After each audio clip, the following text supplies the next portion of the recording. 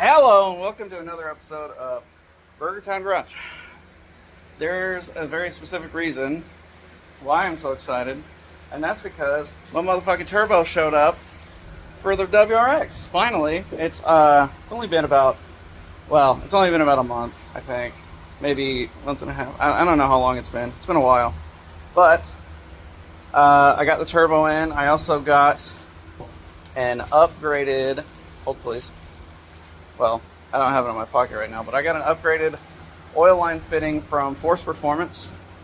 I did go ahead and get the rebuild done through them. It was a little bit more than I wanted to pay for a turbo rebuild, but I figured if I'm going to do it, I might as well do it right. So I did go ahead and go through them, and I did talk to the owner, and he's a super cool guy, and he explained like why these turbos failed. Why the OEM turbos fail and all this other kind of stuff, but basically it has to do with the location that the oil pressure is picked up off of on the for the turbo, and that it only runs about like 5 to 7 psi of oil pressure, which doesn't sound like enough. So there's another spot where you're supposed to move it to. Now I'm knowingly not going to do that right now, because I want to get this car put back together and running so I can decide if I want to sell it or not. So I'm just going to go ahead and throw the turbo in. It's in the car right now. Here, let me flip you around and show you. So the turbo is in. I do have the 3 flange mounting bolts in, and I do have my the turbo intake tube is clamped on, and I do have the oil drain plumbed into the little fitting in the bottom. I have my water inlet here, and the water outlet down there is not plugged in yet. But those are the only 2 things I got left, other than the oil line, which is right here. And this is originally, I believe, a Force Performance part that they sent out with the turbo kit. Now it may. I'm kind of torn. Like, I'd really love to swap over the oil line, but here's the problem. Problem is I'd have to take off the intake. I'd have to take off half the accessories. I'd have to take off the secondary air pump. I'd have to take off a bunch of stuff to put that oil line on.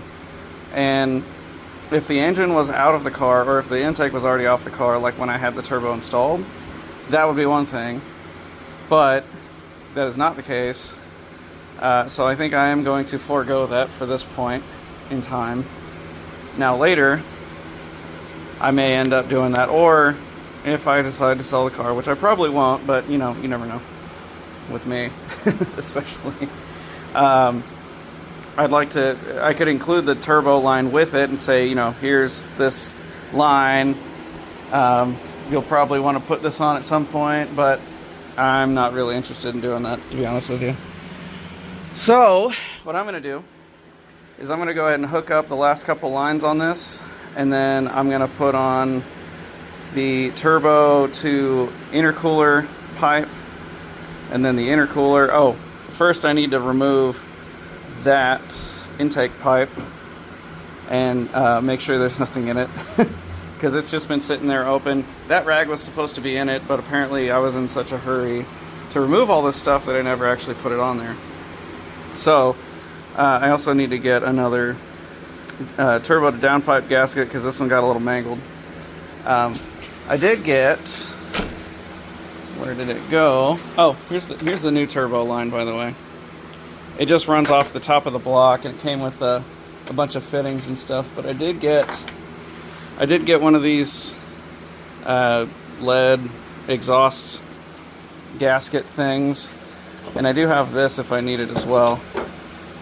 So I got a couple of things. I do have an extra one of these too, although I didn't end up needing it because the existing one was in good shape. But I think I can run to AutoZone and grab one of those other gaskets, so I have everything that I need to finish putting this together, because I would like to get this running today. That would be nice, but I don't want to rush it. I'm going to be methodical about it, make sure I have absolutely everything I need. So I'll be back probably with an update here in a few. to let you know how everything's going. Sorry, I'm looking around on the ground to see if I have any extra manifold gaskets, but I don't think I do.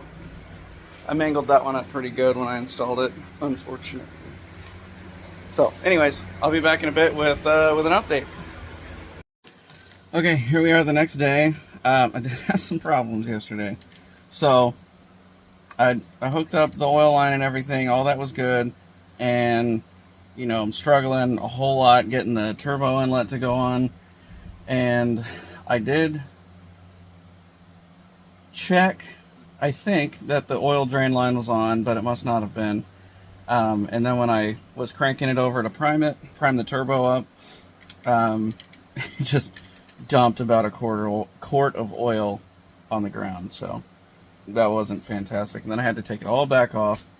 I ended up getting a longer piece of tubing for the oil drain because for whatever reason, Force Performance sent out the new turbo, or the same rebuilt turbo with a new center section, and that center section comes with like a shorter oil drain tube, which was kind of weird. Also, the coolant outlet was shorter as well. I don't exactly know why that happened, but anyways, we're all ready here to do a first startup after the turbo swap. So here we are, starting up the 2011 WRX after a new turbo swap. Got the crank sensor plug back in. Sorry, I'm struggling today.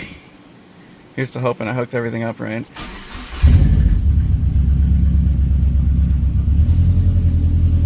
Well, so far so good. Got no, well, I have a check engine light, but honestly, when is there not?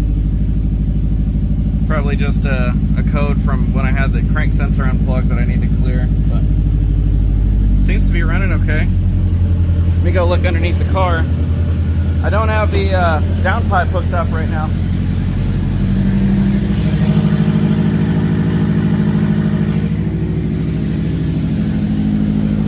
Nothing's draining on the ground, so that's good. Oh. Let's hook up the cob real quick and see what the code is.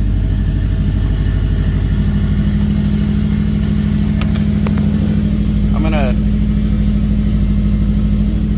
turn off the AC so it doesn't run it at freaking 9,000 RPM the whole time. Oh, that's right. Had to unplug it for this stupid progressive thing. So bear with me while I plug this in.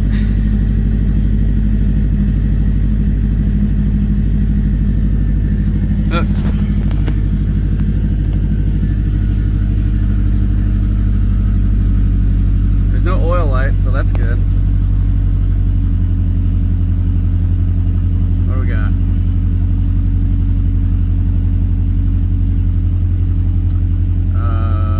Back. Troubleshooting. Recodes. What we got? Is this crank sensor? Yeah. It's okay. So I'm gonna go back. Reset. I wish there was just a clear codes so you didn't have to totally reset and have to relearn the throttle and all that stuff. Really kind of a pain. I'm also gonna detune it back to the tune it had before, because we started having clutch slippage issues, and obviously that's no bueno. I don't have the money or the time to swap out a clutch right now, mostly because I don't want to pull the engine after dicking with the turbo for so long. So we're just going to detune it back to what was good, and then we're just going to drive it, because that's what you do. Okay, everything should be reset now.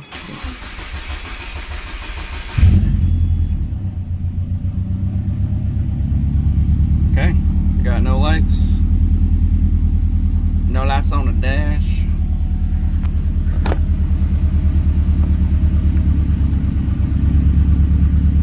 That should be okay.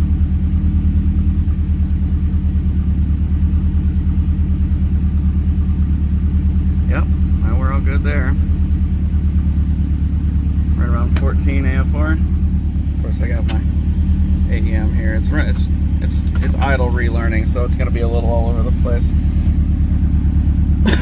But yeah. So what I got left to do is hook up the downpipe. It's currently just kind of hanging next to the catback right now, so I need to hook that back up, and then I can probably maybe go take this thing for a test drive. But I need to check coolant, I need to check oil, I need to check all that stuff, make sure it's all still good, and then I'll be able to take it out. Okay, so here we are. I did just do a little down and back on the street, just to get some rust off the brakes, and I did revert it to tune 9, which is right before the tune where it was overpowering the clutch. So now I'm doing another throttle relearn, so hopefully everything goes well and I can drive this thing again. And then I have a bunch of stuff I need to do to that one. It needs a new radiator, clock spring on the steering wheel. There's something going on with the ABS. I think it might be related to this wheel sensors. It needs front brakes. It needs some stuff, but it doesn't have to be the daily anymore. And then I got the Honda over here, just over there doing Honda stuff. So I've got a little while to go until this throttle relearn is done, and then maybe I can go take it for another test drive. While it's doing the throttle relearn, I thought I'd come out here and just check stuff, make sure nothing's leaking, which I don't see anything down there. That's the coolant outlet. And then we got the coolant inlet here, which that seems to be okay. There's the there's the oil inlet on the top, which does look a little bit wet, but I can't help but think that's from when the coolant sprayed on it, so I'll keep an eye on it. But now we'll go ahead and take a look underneath. Oops. And doesn't look like we got anything down below, which is great, because I don't think my heart could take that again. And as you can tell, it's a lot quieter with the exhaust hooked up.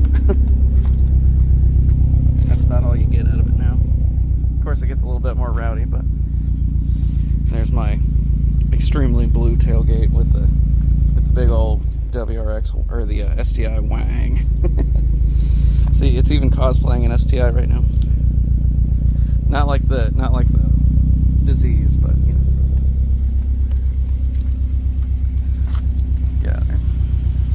So yeah, I think that is gonna do it for this video. A little bit of a roller coaster there, and I got a little bit of a mess to clean up inside. Oh yeah. Ugh. So you remember when I told you that I didn't have the oil drain hooked up?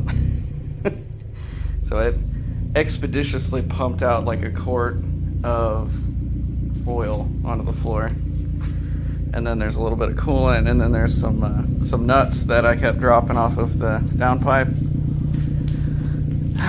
But luckily I have a bunch of spares that weren't covered in oil and coolant, so I just used those. And then there's my mushroom farm. I really need to kill those, but I'm just lazy. I also need to clean this whole garage. I'm kind of coming off of a little bit of a slump, so bear with me.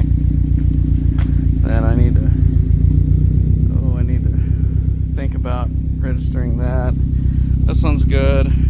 That one I need to get a rebuilt title for because it runs now. But yeah, that is going to do it for another episode of Burger Time Garage here. If you'd like to see more WRX content, possibly doing some maintenance on the Honda, and possibly doing some more repair / maintenance on the Impreza. Make sure to hit subscribe, and maybe, I don't know, toss a little bell in there too. Special shout out to Force Performance, by the way. V-main clutch on the turbo rebuild. It was going to be, you know, more than I was hoping to spend on it. So when I called to decline the service, the owner actually talked to me and asked me, you know, like, what do you need? What's going on? How can I help? And he actually helped work out a deal where I hooked up the new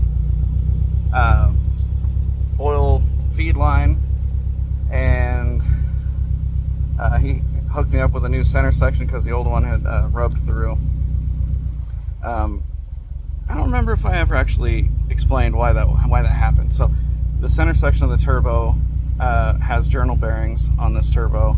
It's a Force Performance blue HTZ something or other, but it's got journal bearings obviously, and I had to reclock the turbo, so I loosened the V-band clamp on the center section of the turbo to turn it so that it would miss the PCV plug.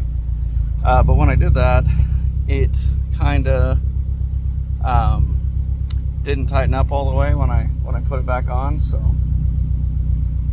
whenever I hit that overboost, I think it separated the housing just enough for those journal bearings to lose their oil pressure and wobble around, and the turbo kind of ate the housing. But anyways, yeah, so thanks to Force Performance for hooking me up on the turbo rebuild. It was a lot more affordable than I expected it to be. So if anybody has a, you know, FP Blue turbo or other Force Performance turbos you need a rebuild, don't be scared to send it back, and, you know, maybe they'll work with you too. But anyways, that'll be it for Burger Town Garage in this video, and I'm out, and I'm gonna go drive this thing around, and if nothing bad happens, then I guess I'll see you in the next one. Peace.